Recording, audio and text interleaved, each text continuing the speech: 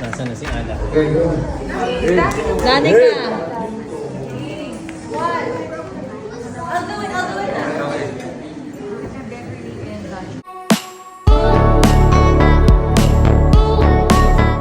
Buong Soto family sama-sama sa pagsalubong ng bagong taon at sobrang saya.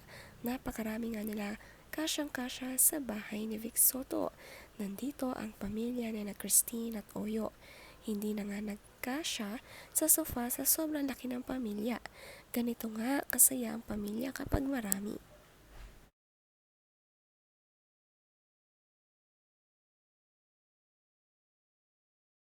Nasaan na si Ada? Dani ka.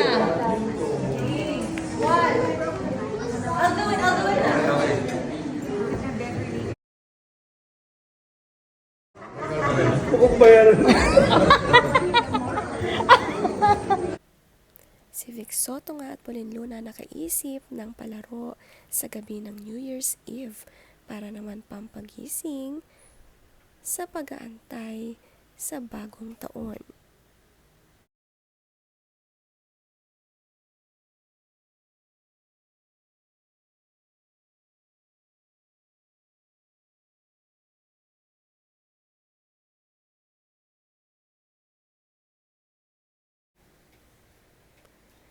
Pamilya ni na Christine Hermosa at Oyo Soto E14 sa family costume sa selebrasyon ng New Year's Eve.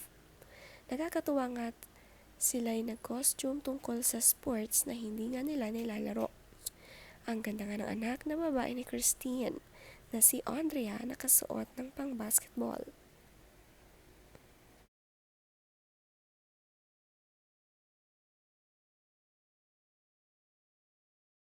Ang catering naman nila ay sa labas ng garden. Ang dami nga nilang pagkain at busog lahat. Maayos din sila sa pila at hindi nag-uunahan. Ang cute nga ng costume ng mag-ina Pauline at Tali dahil sila'y nakasuot ng running costume sa racing marathon.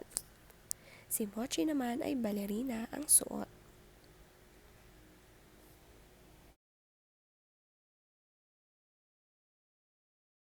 Sumakay nga sila ng shuttle car para mapanood ang fireworks at ang nag-drive nito ay si Bossing.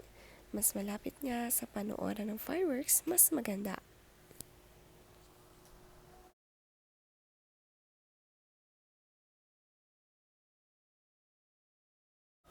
Pati matatanda hindi nagpahuli sa outfit, si Tito Sen at Helen Gamboa at si Maru Soto. Iba-iba nga ang outfit na suot nila. May baseball, soccer, boxing, swimming. Maraming sports na naisip. Pampasaya nga ito ng kanilang selebrasyon. Maganda nga ang naisip ni Pauline Luna.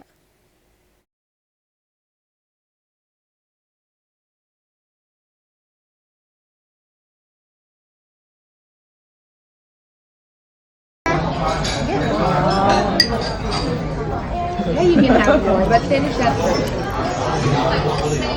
Uwa! May linya pa eh. Jerry.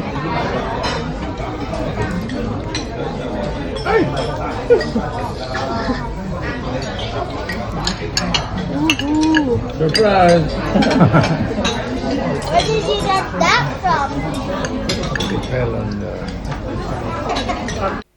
Pamilya ni na Vic at Pauline nagpunta sa Hong Kong pagkatapos ng Pasko. Ilang araw nga sila dito dahil nakakamiss naman talaga ang selebrasyon dito sa Hong Kong.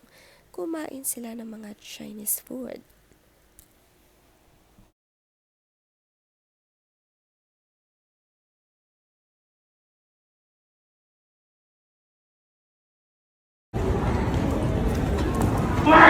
Ay,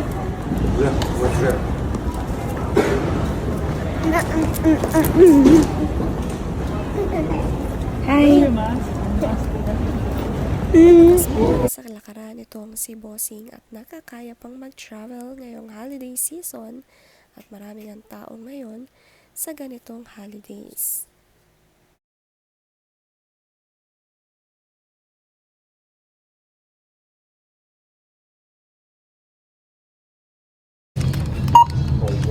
Mom, bag.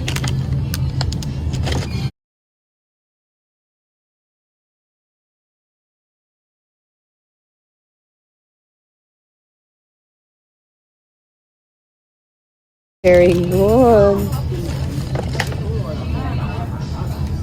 Ang galing naman mag-grocery ni Tali.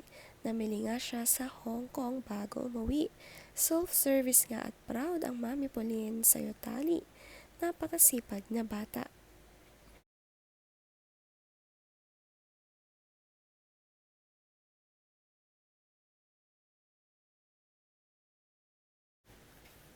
Matapos naman nga ang Pasko ay nagpunta sila sa Hong Kong para mamasyal saglit. Ito nga ang huling travel bago matapos ang taon. Hindi ito nawawala sa kanilang selebrasyon. At Hong Kong lagi ang kanilang pinupuntahan. Iba kasi ang Chinese food, ito talagang paborito ni Bossing. Kasama din naman nga nila si Ate Mara Soto na anak ni Maru. Siya rin ay masaya na nagbabantay ng kanyang mga pinsan na sina Tali at Mochi. Wow!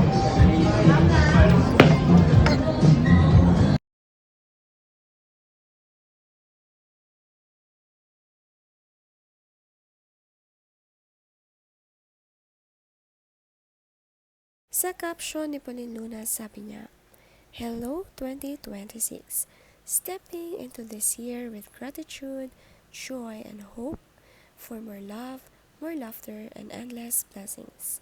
Last night's assignment, a sport you don't play.